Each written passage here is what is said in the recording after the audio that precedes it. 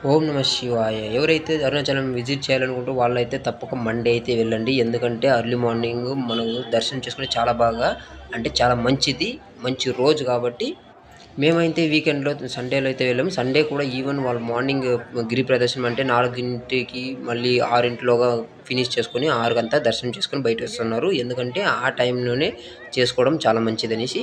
మేము గిరి ప్రదర్శనంకెళ్ళామని గిరి ప్రదర్శనం వచ్చేసి 5 అవర్స్ నుండి 6 అవర్స్ పట్టింది మాకైతే. ఇంకా మామూలుగా ఎక్కడ కూర్చోకుండా వెళ్తే మాత్రం 4 అవర్స్‌లోగా ముగించుకోవచ్చు.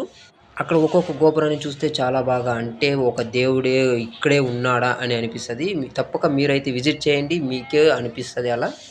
ఎందుకంటే ఆ చుట్టుపక్కల చేసే పూజలు గాని, ఆ ఉండే ప్రదేశం గాని అలాంటిది కాబట్టి ఆ శివుడి లీల అంటారు గదా! అది నిజంగా చూడొచ్చు మనం అక్కడైతే. మేమైతే దర్శనానికైతే సాయంత్రం వెళ్ళాము. సాయంత్రం వెళ్ళి మళ్ళీ 8:00 బయటకొచ్చేసాము. మాక్సిమం మీరైతే మార్నింగ్ వెళ్ళడానికి ట్రై చేయండి. ఎందుకంటే మార్నింగ్ వెళ్తేనే మంచిది.